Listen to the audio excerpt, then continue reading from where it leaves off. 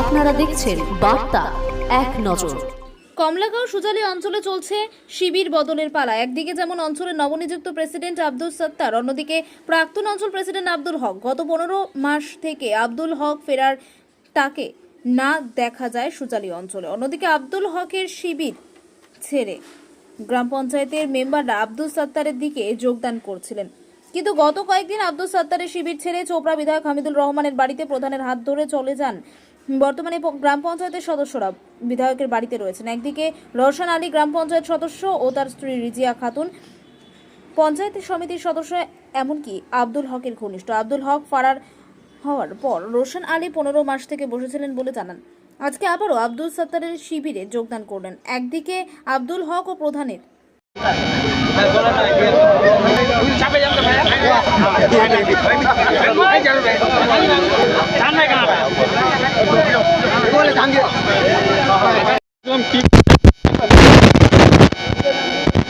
আপনারা ভালো করে জানেন আমাদের রোশন সাহেব হচ্ছে গ্রাম পঞ্চায়েতের মেম্বার, আর রাজিয়া খাতুন হচ্ছে আমাদের পঞ্চায়েত সমিতির মেম্বার। এর আগেও পঞ্চায়েত সমিতির মেম্বার ছিলেন রাজিয়া খাতুন।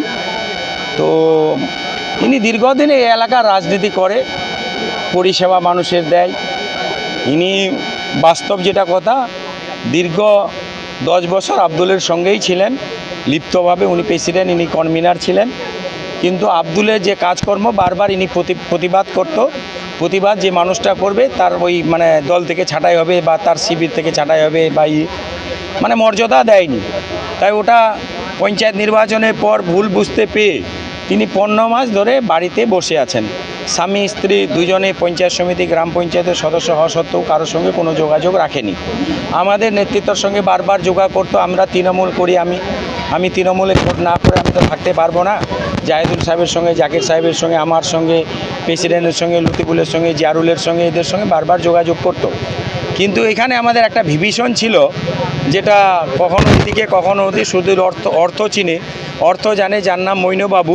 তিনি বারবার এলাকায় মানুষকে উত্তাপ করত যে রোশন সাহেবকে নেওয়া যাবে না, অমুক তমুক, ও আব্দুলের লোক। আমরা ওনাকে বারবার বুঝাতাম যে না, কেউ কারোর লোক নয়, মানুষ জনপ্রতিনিধি হয়েছে, মানুষের কাজ করবে, মানুষের কাজ করতে দিন। ওনার ভুল উনি বুঝতে পেয়েছেন। আব্দুলের শিবির নির্দল থেকে উনি তৃণমূল কংগ্রেসে আছেন, তৃণমূল কংগ্রেসে থাকবে। সেই জন্য 15 মাস বসে থাকার পরে এখানকার বুথ কমিটি সর্বসম্মতি কর্মী কয়েকবার ভোটের সিদ্ধান্ত নিয়েছে কাজের জন্য, উন্নয়নের জন্য রোশন সাহেবের বা ওর বউর একটু দরকার আছে। তাই আমরা এই বুথের সমস্ত নেতৃত্বরা আমাদের নিমন্ত্রণ করেছিলেন। আমরা অঞ্চল সভাপতি থেকে লতিফুল সাহেব, জিয়ারুল সাহেব, আমরা বিভিন্ন নেতৃত্বরা আপনাদের কাছে এসেছিলাম। ওনার কাছে ওনার বক্তব্য শুনলাম, কথা শুনলাম। উনি একটা কথা বললেন যে আমি তৃণমূল কংগ্রেসে করব, আমি আব্দুল শিবির ছেড়ে দিয়েছি, আব্দুল শিবিরে যাব না, কারণ ওরা নির্দল, দলের মধ্যে আব্দুলও নেই, আব্দুলের প্রধান যে নুরি বেগম ওরাও দলের পক্ষে নেই। আমরা কেন যাব? এলাকার উন্নয়নের সাথে ও আজকে ওনার বউ সহ এই এলাকার তৃণমূলের করা এরার যার শিবিরে ছিল সবাইকে নিয়ে তৃণমূল কংগ্রেসে আব্দুল সত্তার, কামালউদ্দিন, জাহেদুল বলেন, লতিফুল বলেন, কানাইয়াগর বলেন, এদের সমর্থনে আজকে তৃণমূল কংগ্রেসে আগ্রহী করার জন্য আমরা এনে তৃণমূল কংগ্রেসে স্বেচ্ছায় গ্রহণ করে নিলাম।